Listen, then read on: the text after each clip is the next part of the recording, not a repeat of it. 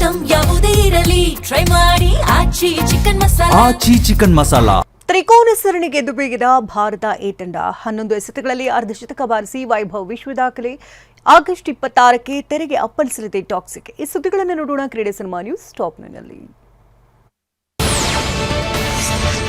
ಶ್ರೀಲಂಕಾದಲ್ಲಿ ನಡೆದ ಅಫ್ಘಾನಿಸ್ತಾನ ಮತ್ತು ಶ್ರೀಲಂಕಾ ವಿರುದ್ಧದ ತ್ರಿಕೋನ ಏಕದಿನ ಸರಣಿಯಲ್ಲಿ ಟೀಂ ಇಂಡಿಯಾ ಎ ತಂಡ ಭರ್ಜರಿ ಜಯ ಸಾಧಿಸಿದೆ. ಫೈನಲ್ ಪಂದ್ಯದಲ್ಲಿ ಆತಿಥೇಯ ಶ್ರೀಲಂಕಾ ತಂಡವನ್ನು 66 ರನ್ಗಳ ಅಂತರದಿಂದ ಮಣಿಸುವ ಮೂಲಕ ಭಾರತ ತಂಡವು ಟ್ರೋಫಿಯನ್ನ ಎತ್ತಿ ಹಿಡಿದಿದೆ.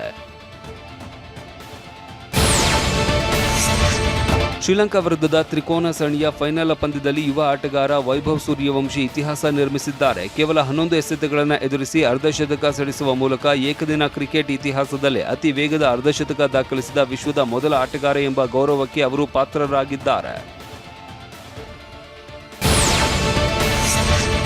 ಹಿಂದಿನ ಪಂದ್ಯದಲ್ಲಿ ಇದು ಐಪಿಎಲ್ ಅಲ್ಲ, ಮನೆಗೆ ಹೋಗುವಂತ ಲೇವಡಿ ಮಾಡಿದ್ದ ಶ್ರೀಲಂಕಾ ಆಟಗಾರರಿಗೆ ವೈಭವ್ ಸೂರ್ಯವಂಶಿ ಬ್ಯಾಟ್ ಮೂಲಕವೇ ದಿಟ್ಟ ಉತ್ತರ ನೀಡಿದ್ದಾರೆ. ತ್ರಿಕೋನ ಸರಣಿಯ ಅಂತಿಮ ಪಂದ್ಯದಲ್ಲಿ ಲಂಕಾ ಬೌಲರ್ಗಳನ್ನ ಮನ ಬಂದಂತೆ ದಂಡಿಸಿದ ವೈಭವ್ ಕೇವಲ 29 ಎಸೆತಗಳಲ್ಲಿ 10 ಬೌಂಡರಿ ಮತ್ತು 8 ಸಿಕ್ಸರ್ಗಳ ಸಹಿತ 94 ರನ್ ಬಾರಿಸಿ ಶತಕದ ಅಂಚಿನಲ್ಲಿ ಔಟ್ ಆದರು.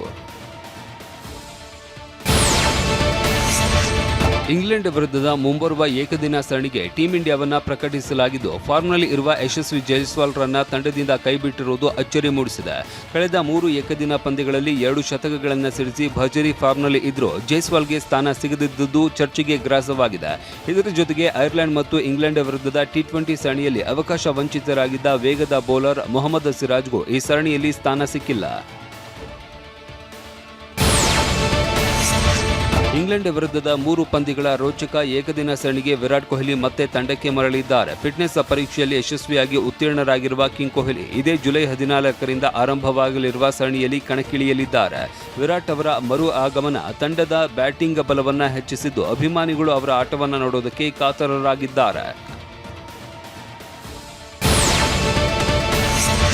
ಬಿಗ್ ಬಾಸ್ ಸೀಸನ್ 12ರ ವಿಜೇತ ಗಿಲ್ಲಿ ನಾಯಕನಾಗಿ ನಟಿಸ್ತಾ ಇರುವ ಪಳಾರ ಚಿತ್ರಕ್ಕೆ ಅದ್ದೂರಿಯಾಗಿ ಮುಹೂರ್ತ ನೆರವೇರಿದೆ. ಕ್ರೇಜಿ ಸ್ಟಾರ್ ರವಿಚಂದ್ರನ್ ಅವರು ಕ್ಲಾಪ್ ಮಾಡುವ ಮೂಲಕ ಚಿತ್ರದ ಚಿತ್ರೀಕರಣಕ್ಕೆ ಚಾಲನೆ ನೀಡಿದ್ದಾರೆ.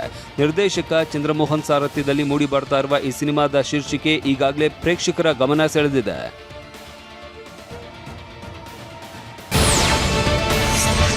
ನಟ ರಂಗಾಯಣ ರಘು ಪ್ರಮುಖ ಪಾತ್ರದಲ್ಲಿ ನಟಿಸಿರುವ ದೇವಿ ಮಹಾತ್ಮೆ ಚಿತ್ರದ ಟೀಸರ್ ಬಿಡುಗಡೆಯಾಗಿದೆ. ನಾಗರಾಜ್ ಸೋಮಯ್ಯಾಜಿ ಅವರ ನಿರ್ದೇಶನದಲ್ಲಿ ಮೂಡಿ ಬರ್ತಾ ಇರುವ ಈ ಚಿತ್ರದಲ್ಲಿ ರಂಗಾಯಣ ರಘು ಅವರು ಇದುವರೆಗೆ ಕಾಣಿಸಿಕೊಳ್ಳದ ವಿಭಿನ್ನ ಪಾತ್ರವೊಂದನ್ನು ನಿರ್ವಹಿಸಿದ್ದಾರೆ. ಟೀಸರ್ನಲ್ಲಿನ ದೃಶ್ಯ ವೈಭವ ಮತ್ತು ರಘು ಅವರ ಅಭಿನಯ ಸಿನಿಮಾದ ಮೇಲಿನ ನಿರೀಕ್ಷೆಯನ್ನು ಹೆಚ್ಚಿಸಿದೆ. ಅನಾರೋಗ್ಯದ ಕಾರಣ ಆಸ್ಪತ್ರೆಗೆ ದಾಖಲಾಗಿದ್ದ ನಟ ವಿನೋದ್ ಪ್ರಭಾಕರ್ ಆರೋಗ್ಯದಲ್ಲಿ ಇದೀಗ ಚೇತರಿಕೆ ಕಂಡುಬಂದಿದೆ. ವೈದ್ಯರ ಚಿಕಿತ್ಸೆಗೆ ಸ್ಪಂದಿಸ್ತಾ ಇರುವ ಅವರು ಇವತ್ತು ಆಸ್ಪತ್ರೆಯಿಂದ ಬಿಡುಗಡೆಯಾಗುವ ಸಾಧ್ಯತೆ ಇದೆ ಅಂತ ಮೂಲಗಳು ತಿಳಿಸಿವೆ. ವಿನೋದ್ ಪ್ರಭಾಕರ್ ನಟನೆಯ ಬಲರಾಮ ಸಿನಿಮಾ ಈಗಾಗಲೇ ಬಿಡುಗಡೆಗೆ ಸಜ್ಜಾಗಿದ್ದು, ಅವರ ಆರೋಗ್ಯ ಸುಧಾರಿಸುವುದು ಅಭಿಮಾನಿಗಳಿಗೆ ನೆಮ್ಮದಿ ತಂದಿದೆ.